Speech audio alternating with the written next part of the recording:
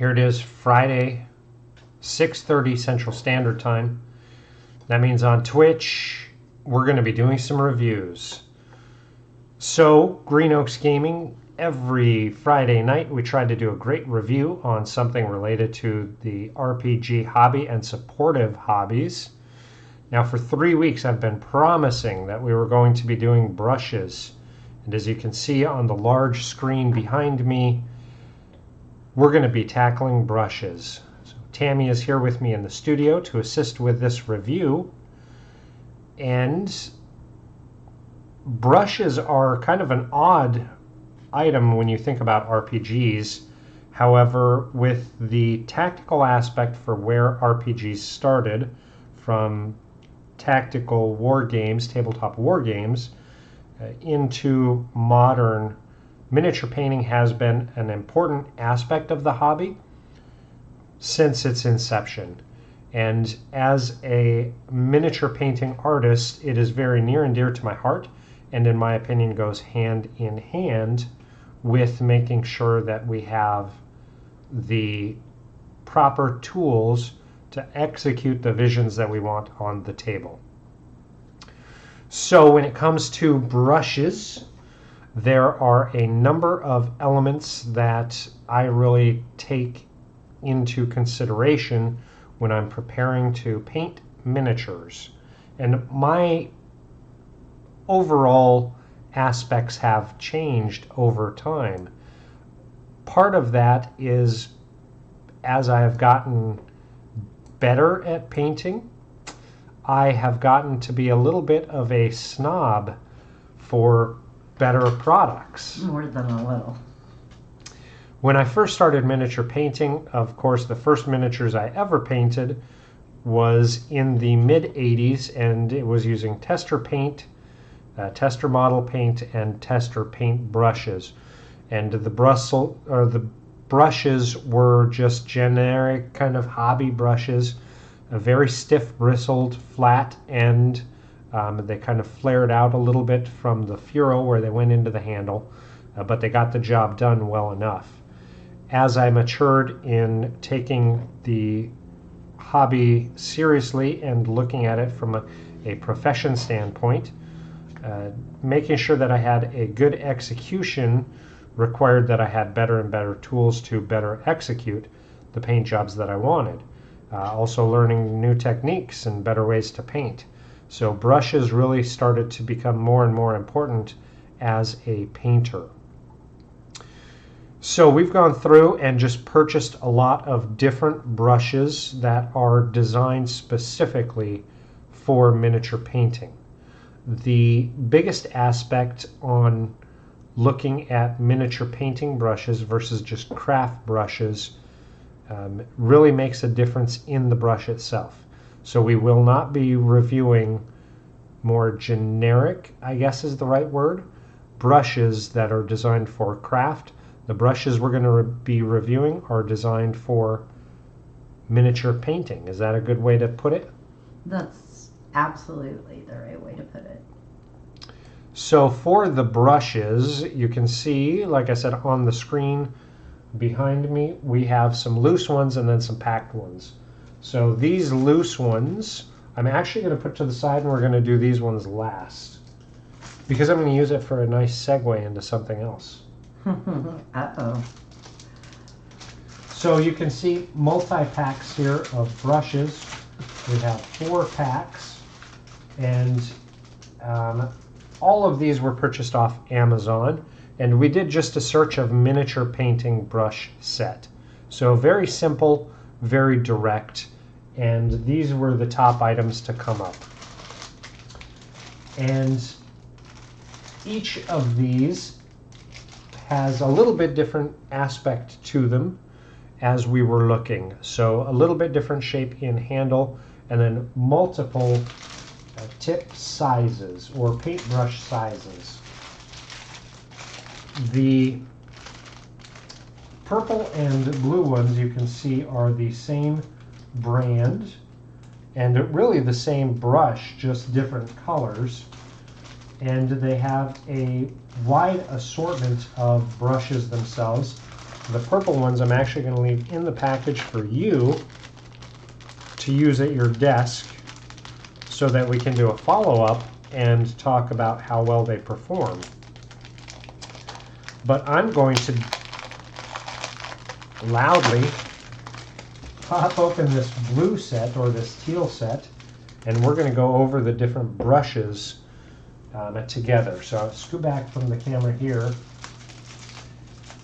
Most of the brushes that you're going to see are going to be round, and oftentimes you'll see them called round or liners, and the variant between just common round and liners is generally the length of the bristle. So liners are going to have longer bristles and just rounds are going to have shorter. So that's really the distinction between the two. Now liners are designed generally to be thinner and longer so that they hold more paint and you can do longer lines with liner brushes. And rounds are designed generally to be wider and hold a decent amount of paint, but for more frequent application and pull away. So they don't have as long of bristles, they don't need to hold as much. Whether you go with liner or round is, in my opinion, going to be a comfort piece for you, whatever you feel you get the best results from. But both of them have the same aspect in what's really important. And that's where we start. Oh, chunked that dome right off. That's where we start looking at the brush itself. Now the three main parts are the handle. So when you're painting miniatures, especially like me, when you're doing it professionally, you're doing it for a long period of time. So you need to make sure that your handle is super comfortable.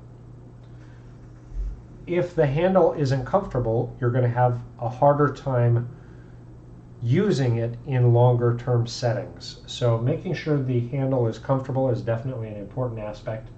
And these brushes, you can see, have this flared end with three sides. So it's really ideal for holding it with your thumb, forefinger, and resting it against your middle finger. Now, depending on how you paint, your miles may vary on that, because I have at times painted where I like to grip the brush and actually guide more with my ring finger. So you'll really want to feel out the brushes and do some painting with it to see how comfortable it is, so you can get a better idea of the style of brush handle that you want. But really the brush handle all goes down to comfort. These ones here they feel like wood. Most likely they're going to be plastic, but they have the same type of texture as what I would say a number 2 pencil has in the hand, that painted wood texture. And it may be wood, but I would put money that this is a plastic handle. You can see this is a liner, a double aught. Double aught is the gauge of the bristles, and you can see it's got longer bristles. Let me just see for a comparison. Let's get a double aught round so we can put the two next to each other. And we can talk about the variances when we get to the bristles. So many brushes in this kit. There's my double aught round. Let's pop this one open as well, so we can compare the two.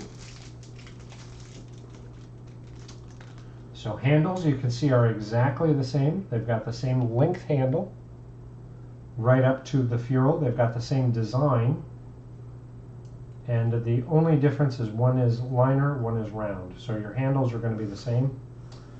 Now the next part of the brush is the ferrule.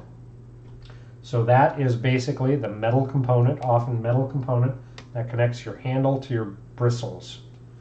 That aspect really doesn't have a big impact on the brush itself. You just want to make sure that it's firmly attached and is not going to slide off your handle. I've had lots of craft brushes do that over the years, where the adherence, whether it's by punch, you can see these are punched and possibly glued as well, just does not hold up, and this entire ferrule separates from the handle. Now you can super glue those back in to make them last, but the ferrule is the connector between the brush and the handle. Now the bristles are the most important aspect, again in my opinion, of the brush. You can see the liner and the round. So you can see the liner is a little bit longer than the round. Both of them are the same size, and that size is basically the diameter of the bristles, but the liner is longer. Now with your bristles, you want to make sure two things. One, you've got good adhesion into the ferrule. You don't want those bristles to fall out. But the second most important thing is a fine tip. Now you can see both of these have pretty good tips. That liner has a little bit of fray to it, but not bad. And the round also has a little bit of a curve in there, but it could just be from when it was setting up, when it was conditioned to set up. So you'll want to do a quick rinse, reform your tip, and just make sure you don't have any stray bristles. If so, you'll want to trim those. But the tip, that is the aspect that actually delivers the paint to the miniature in most miniature painting scenarios. Now, some people do paint with the side of the brush and less of the tip. So again, your mile may vary based on your painting style. Those are the three parts of a brush. What's your thoughts on the handles there? So my preference is for a smaller handle. So looking at these purple ones, I had hoped when I picked them up that they would be a little bit smaller than these. I'm thinking more along the lines of, so you don't have any of the others out, do you? Not out yet. Grab one of the red ones, What the are loose these? ones. So to me, these are much easier to handle, much more effective for me. That would be one of the things that I noticed about these that are just, I mean, they're not bad brushes by any means, but they are going to be more bulky. Well, it goes again to comfort. If you don't have a high comfort level, it's going to be more challenging for you to paint in the long run. So definitely makes sense. I'm kind of the same way. These ones are pretty bulky. While I do like that shape to hold it, it's just very bulky, especially when you're working on something miniature. I mean, the handle alone compared to a miniature, I mean, it's pretty massive. It's pretty massive. So you're utilizing this massive tool on this miniature Yes, application. very much so. Now, let's talk on this set, on this blue set. What was the price on these? I do not remember. $6.99. $6.99 for this pack. And size-wise, it does have a huge array of size. So there's our double aught, there's our 0, triple aught, there's a 0, a 1, there's our other triple aught, there's a quad aught, and a quad aught, our other 0, and a 1. So we've got 3 of the zeros. Now, one of these is a flat. And we didn't talk about the flat versus the round or liner, but this basically has just a flat side. Now you can see there in the camera, this has got some separation already. Again, this is set. So after a quick, we'll just real quick give it a quick rinse, because sometimes brushes will come with conditioner or some type of a Yeah, it's almost like a hairspray to keep the bristles in place for retail view. So all I did was give it a quick rinse in my water cup that I normally use. And then I just want to reform those bristles and see if I still have that separation. And let the camera focus here a little bit. It's not bad. You can see a little bit of crook there, but not bad, not bad. Now for me, flat brushes I use primarily for dry brushing. So they get beat up pretty quick. For me, this is not bad. I would use this for dry brushing without a problem. Real quick on these double aughts, I'm going to do the same thing and just give them a quick rinse in my paint water and see how these bristles hold up as well. And give it a quick shape here. And not too bad. It's still kept a pretty fine point to it. So not too bad. That was the liner. Let's try the round.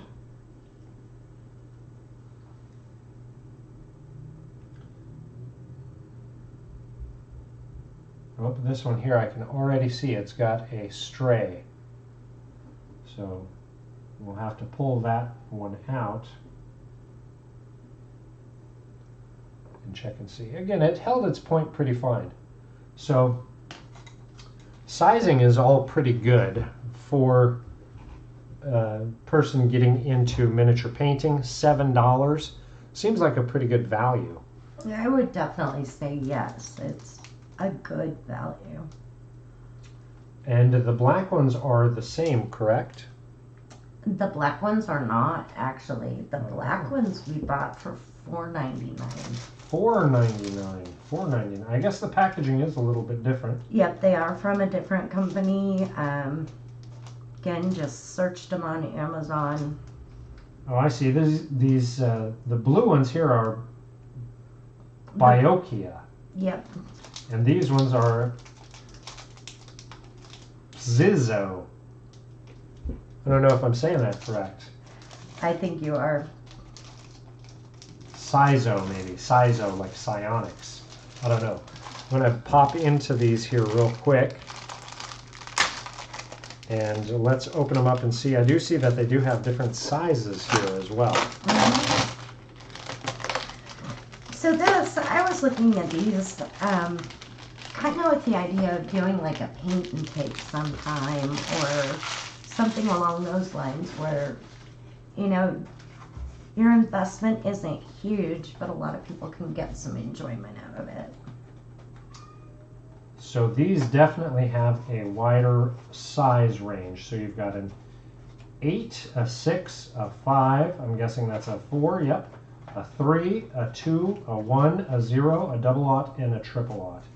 So definitely a variant in sizes. I just want to check and see here real quick our double aught variants.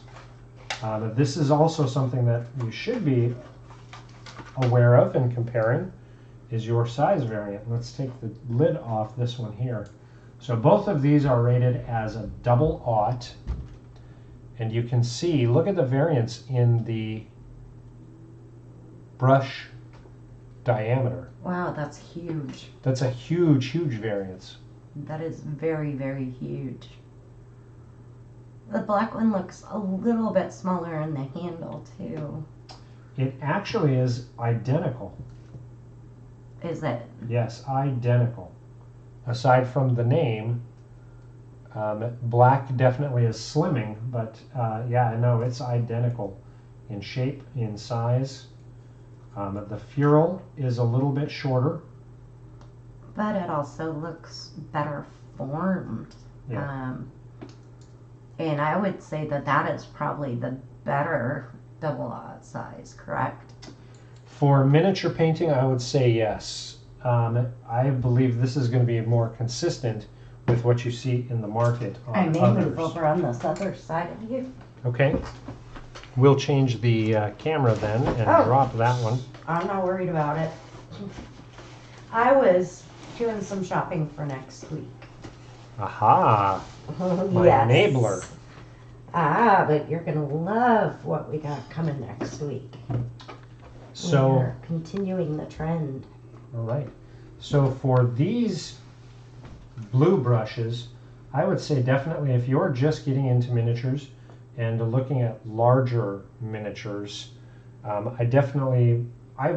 would definitely use these myself, at least to go through and see how they hold up. Yeah.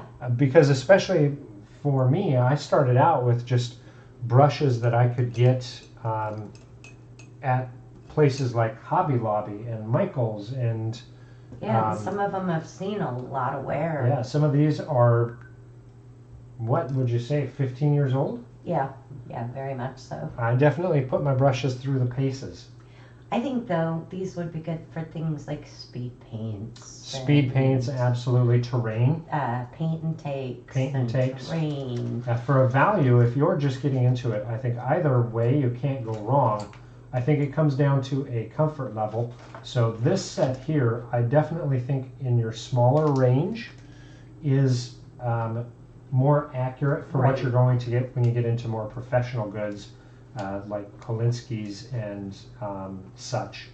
I think your larger, you may not use quite as much when miniature painting at 28 millimeter, but I can see some of the, like my dragons, when I'm using a size 2 brush, being able to use a size 4 is going to cut my paint time in half.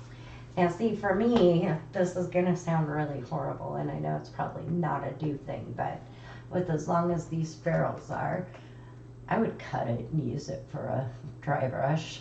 Yeah, absolutely. You know, you're talking about cutting the bristles? Yeah, cut the tip off. Yeah, absolutely. And use it as a dry brush.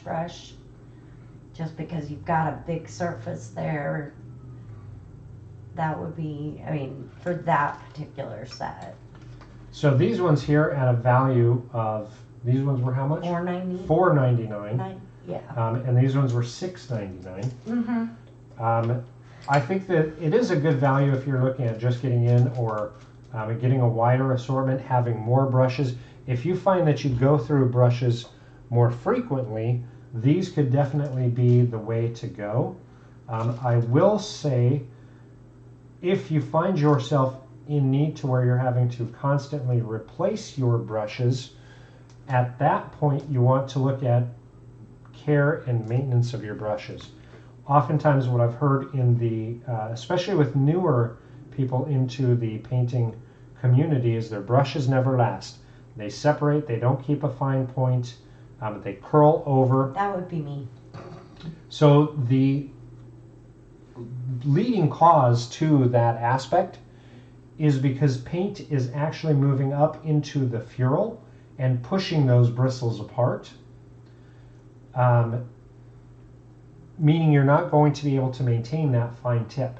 So not overloading your brush, most important aspect you can do, and then cleaning your brush thoroughly afterwards.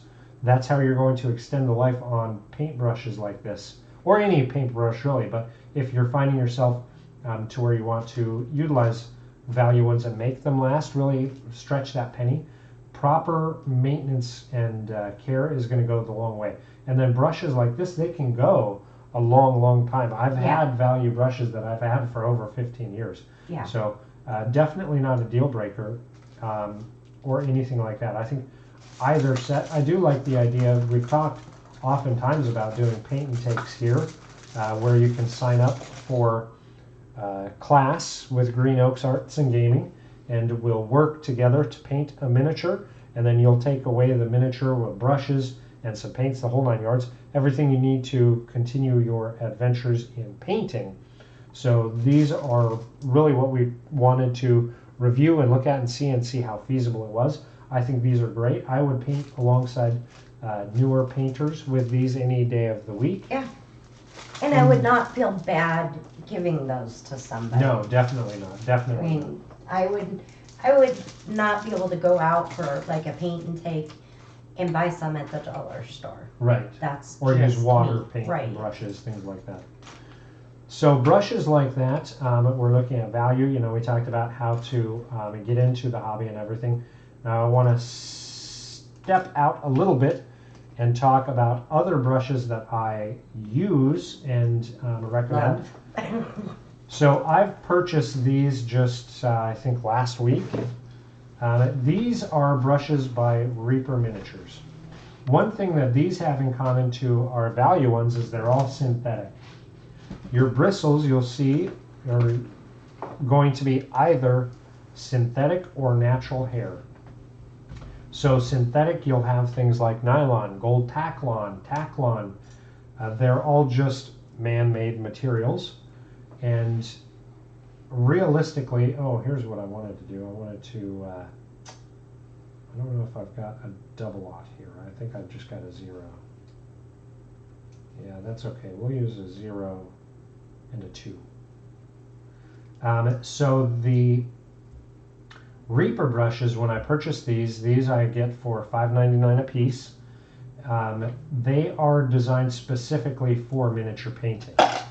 And you'll notice the biggest thing is, Tammy had mentioned it before, the handle. With that smaller diameter, I find it's just extremely comfortable to hold. So yeah, easier to control. It gives a lot more control over what I'm painting and where I'm painting, where I'm applying that paint, and I can just paint for a long time because it's not uncomfortable for my hand. I don't feel like I'm like I said with these ones here, it does have those nice resting places, but yeah, it's bulky. You really have to manage your finger space on there. With these, it's just it's almost like you're not holding anything and just using your fingers. Well, and one big thing is when you're painting minis, you're painting teeny tiny things. And it's a lot easier for me to manipulate this than it is this for something so small. Yeah. So the sizing, definitely a big difference. And as we pulled out those double aughts, so here's just a quick look. A size 2 I use quite a bit for my miniature painting. Size 2 for me is a fantastic size for miniature painting. There is a size 2 Reaper next to a size double aught, which should be minuscule in comparison. And they look almost those diameters are very, very similar. Wow. Is there a size 2 in the blue one? I believe there is a size 1 is the largest. It is in comparison. I believe size 1 is the largest they went. I gotta find one here. Here's a 1. Okay, here we go. Here's a 1. And I'll actually switch out for a Reaper 1.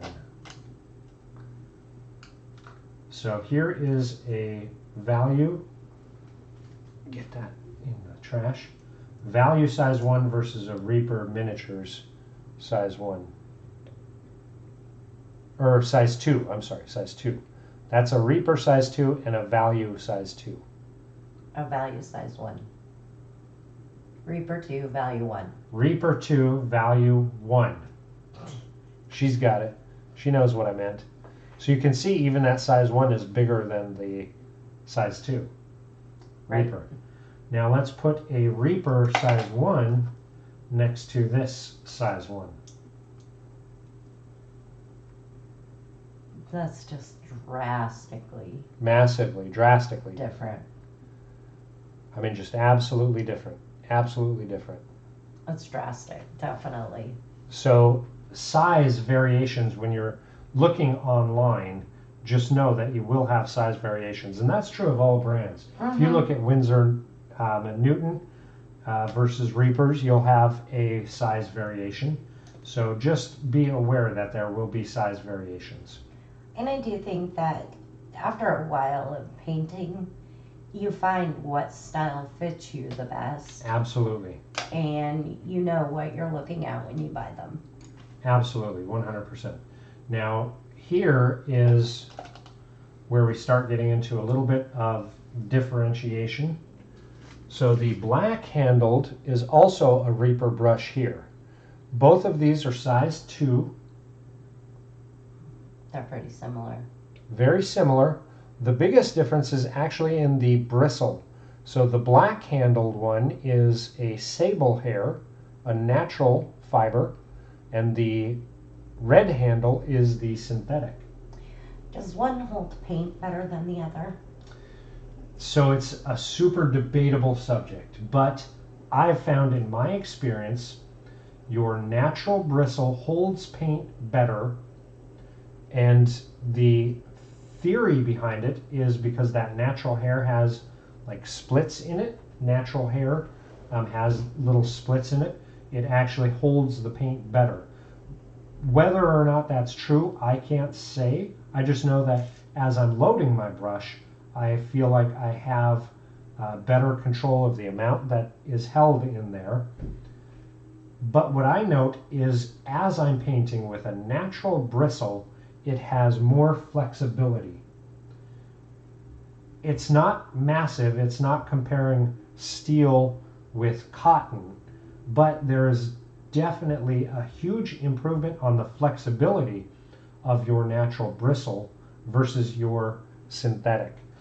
Now for me, and this is just purely kind of I would think you wouldn't want as much flexibility when you're doing teeny tiny stuff. And there again, that's why there is lots of heated debate about which is better between synthetic and natural, because some people don't want as much flexibility because they want to keep those bristles where they want them. Some people want more flexibility because as they're maneuvering around areas, they're able to keep cleaner lines and not overpaint. Is it better for blending than For natural? Blending, again, this is a super debatable point. aspect. I found that blending with miniature painting is not as prevalent as feathering. So if I'm doing miniatures, I'm not doing as much wet blending, but that's my painting style. I do more feathering. So for me, I just find the flexibility to have cleaner lines and be able to maneuver around objects, especially when you've got miniature like this with all that shit on them. All that what? All that shit on them.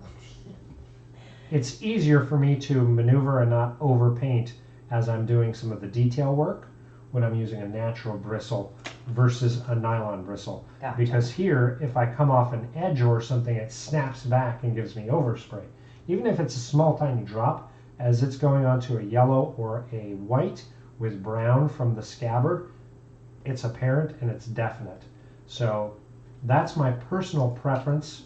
However, I could overcome that with better brush control, more patience.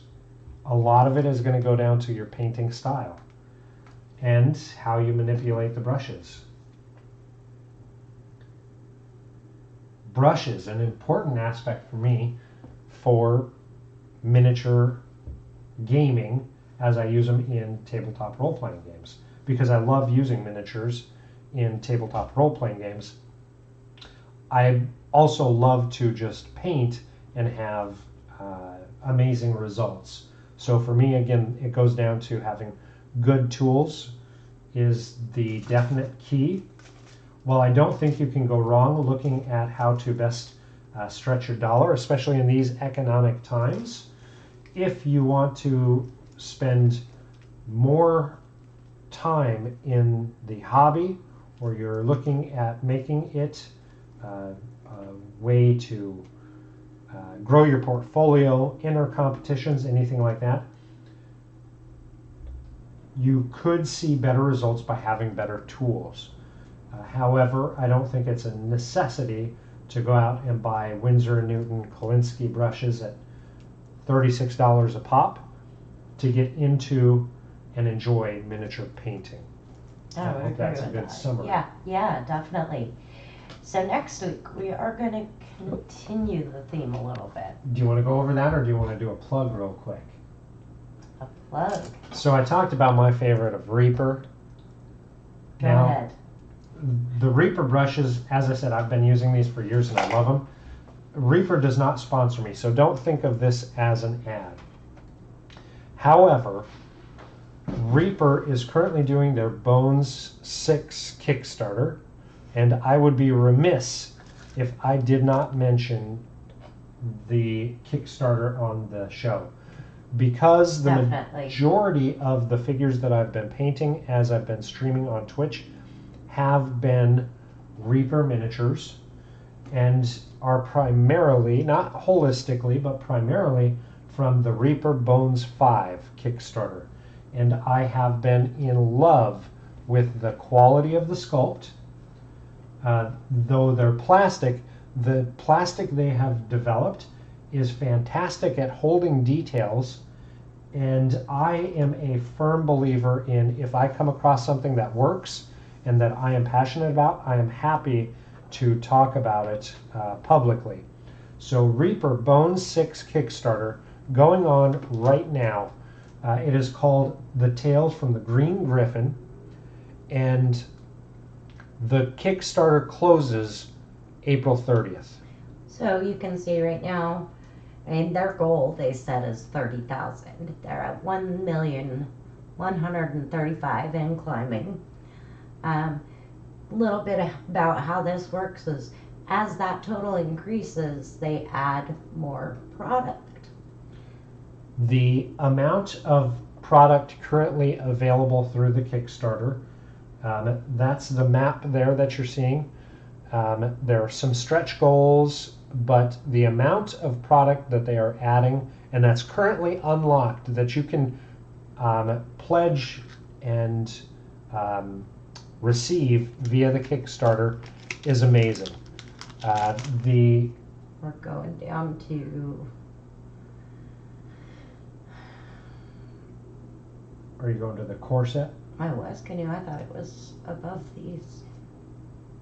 It might be at the bottom, and then Okay. additions. Well, are we'll added go on. through the expansions first then. All right, so the Green Griffon expansion, you can see it's $50, and the amount of miniatures you get, these are primarily terrain pieces, but all of these miniatures for $50.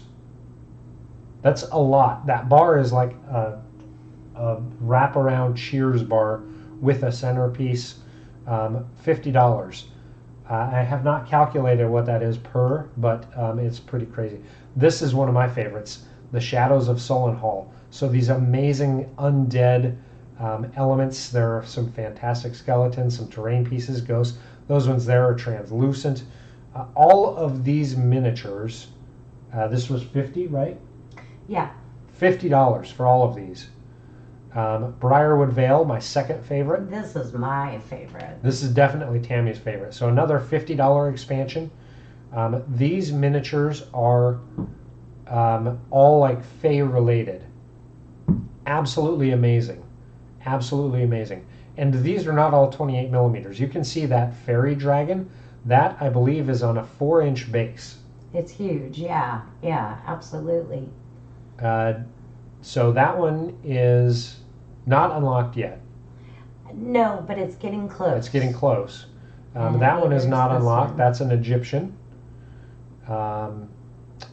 There's some paints that are unlocked.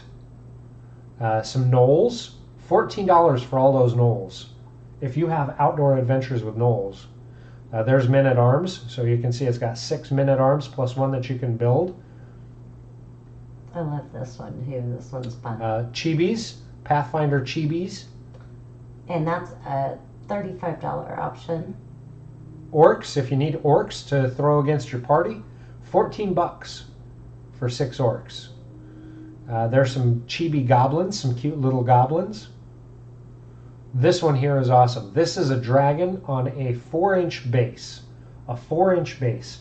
So just to give you an idea, this dragon is on a 3-inch base.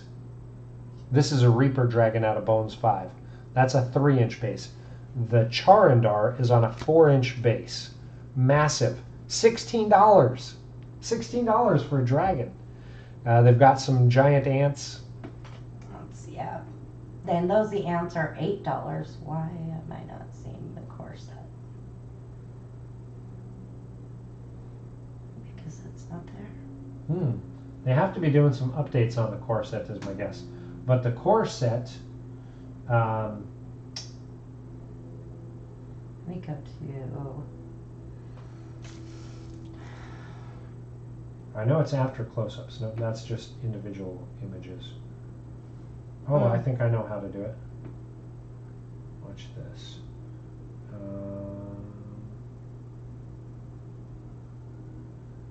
No, I thought it was right there. I think they're updating it. Yeah, they have to be updating it. Anyhow, the core set has...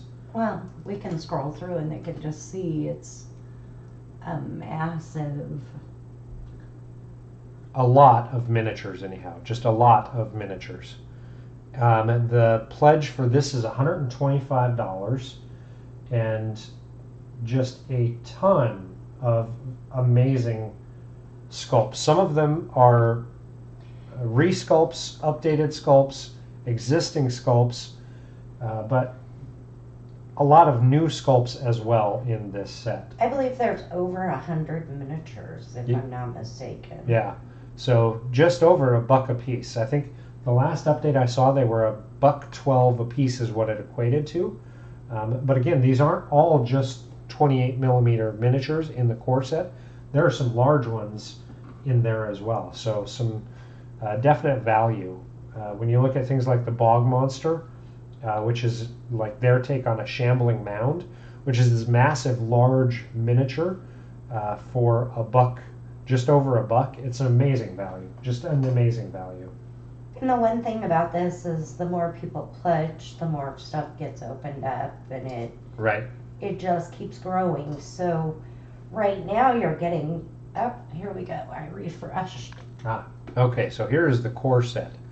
So that skeleton warrior on the throne is another example. That's a pretty big sculpt. There's that Bog Monster that I love, the Bog Shambler. Massive. I believe that's on a 3-inch base. You can see werewolves, gnomes, all different types of adventures, and a halfling on a gold dragon wormling. What they call hellborn, which are like tieflings, if you play D&D. Ton of zombies. You got 16 zombies there. Town guards. You've got different adventurer group, the Dawn Seekers there. The Dreadmere or pirate. There's ants with a queen ant. The Sophies are a succubus, and that is their mascot. Sophie the succubus is their mascot. These are all like updated sculpts from previous. You've got Toil and Trouble witches and a cauldron. You've got mudmen, which are like muddy elementals. You look at that, and you get a nightmare, a winged nightmare. Some familiars. Familiars. Here comes the rooster. You got mongrel folk. Those things I really think are cool. More Sophies. You got a werebear, another massive one. You got some wolves and a warg. Some bases. Some bases. A drift lurker. Oh, they did update this. Yep, they did, because now they've got the two-headed troll is getting ready to be added. You can see it. It's red. It's not quite unlocked, but it's getting close. You got some Easter giveaways that they threw in just because.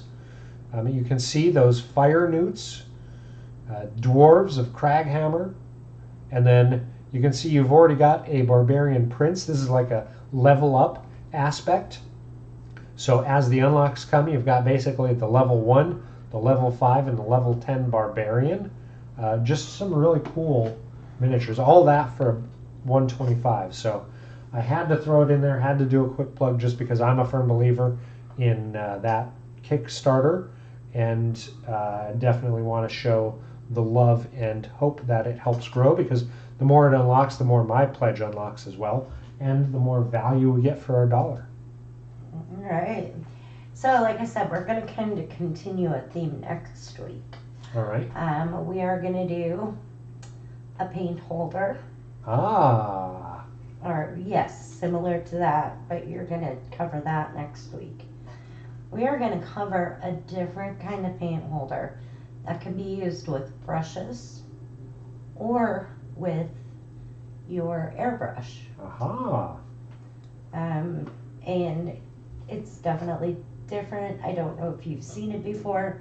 It uses alligator clips. I Have and not wires. seen it before. And a spray painting tent. Aha, So very interesting. a few little pieces to cover. There may be some behind the scenes look then at my airbrushing.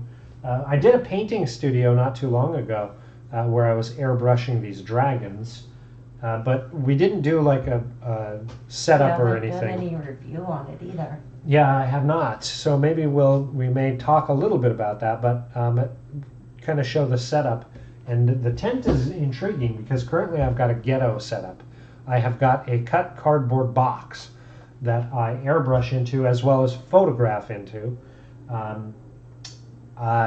Currently, thanks to support and my enabler, I do have a new painting or photography box, a new light box. So my next Instagram posts will have that new light box in use. Wow, that's pretty interesting. Is it? Oh, that's pretty massive. Yeah. Wow. Oh, that's like a pop-up tent style. Gotcha, Yes, gotcha. it also comes with a bag to carry it. Nice. So I haven't Does it come with decided the yet. stool? No, no stool. I haven't decided yet whether we're going to go that direction or this direction. Gotcha. Same basic thing. Like I said, that's kind of what I was doing while we were starting out today. Just kind of wanting to be able to tell you guys what we were going to be doing. Nice. So Yeah, I look forward to it. we'll show you this handle. Ah, no, I have not seen that before. I think this is an intriguing idea. Well, yeah, I want to play with that actually. Yeah, very interesting. Yeah, and this, $10. And then we found, let's see if I got it on here, yes. And I'm kind of intrigued by this one too because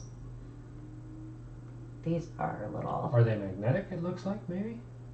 well, this part up here twists. Right. So you can rotate it while it's in your hand instead of having to reposition. Nice. And it comes with the tacky stuff, Ah, okay. mounting putty. So yeah, thought Nice. that would be, like I said, it's kind of interesting. Definitely, we'll be able to review that versus the one you have, and Nice. yeah. Well, there is our brush show. It didn't go as long as our normal shows. However, I think we covered both the value as well as mid-tier. Well, we didn't cover anything like Winsor and Newton, Kolinsky's, anything like that. And you know, the reality is, I'm really happy with the Reaper brushes. Yeah, very much. In my opinion, I've had one of those, and maintenance on it was exactly the same as maintenance on any other brush. It did not make me paint like Michelangelo. Yeah, I mean, it really didn't feel much different either, did it? Right. And again, a lot of that could come down to my experience and my technique and my painting style and my painting preferences. For me, it does not make sense for me at this point to spend $26+ for a single brush, and I'm hoping that my skill is good enough that I can offset not having a $26+ brush to be able to pull off what I'm hoping are good paint jobs that are both enjoyable for me, enjoyable for the commissioner or whoever the recipient is, for my tabletop group, as well as good enough to get me some recognition in competitions that I enter. I don't look to be the best, but I look to do a decent enough job and improve myself. So without covering that high-end piece, I think we've covered aspects for both entry level as well as painters who have been doing it a while and looking for a change of pace, and maybe surfing the web trying to find out if there are different tools, what do those look like comparatively, and what will it mean for the pocketbook and what they're used to. So I think it was a good show. Yeah, definitely. So yeah, we're going to end a little bit early, but I feel like we did a pretty good review. Of course, don't hesitate to give us some comments on items you'd like to see us review as well. Oftentimes we're just going off of things that we think would be cool and things that we could utilize here or whatever on the I channel. decide to throw you for a loop with. Yep, whatever the curveball is. But if there are things that you would like to see us cover specifically, I got to juggle around here a little bit. And don't hesitate to reach out to us on our socials and let us know if there are things that you specifically would like to see us do reviews on. And since the end of the Kickstarter is next week, we will be ending out the show, just kind of giving you guys a little bit of a heads up where they're at. Yeah, a little bit of an update. I think that's a great idea. Unfortunately, we're not able to attend their closing party, but that's okay. You can't win them all. Let's see, tomorrow I've got streams going on at noon Central Standard Time. We're painting in the studio, and I hope you join me then. Maybe we'll try out a couple of these brushes and just do a little bit of follow-up on it. Maybe, we'll see. Until then, don't hesitate. Check out all of our social medias. Be sure to give us a follow. We do have some goals. If we hit 25 followers on both YouTube as well as Twitch, we are going to be giving away a Dungeons & Dragons starter set. When we hit 50 followers on both platforms, we're going to be giving away an Essentials set. And we have so many other items that we are looking at doing giveaways for. Everything from our character builds that we do on our Wednesday night show to what else have we done? Campaign booklets and all different kinds of stuff. So make sure and give us that follow and mention us to friends and share us as much as you can. We would love to grow our audience and continue providing content that's relevant to the tabletop gaming community, hopefully in a fun, interesting, exciting, and enjoyable way that is both beneficial to the recipient as well as something that lets us feel like we're passing something positive on to the community. Until next week, when we review painting handles and painting tents, have a fantastic weekend. Make sure you check us out tomorrow as we're doing some live painting. Let us know in the comments where will your adventures take you. Bye-bye.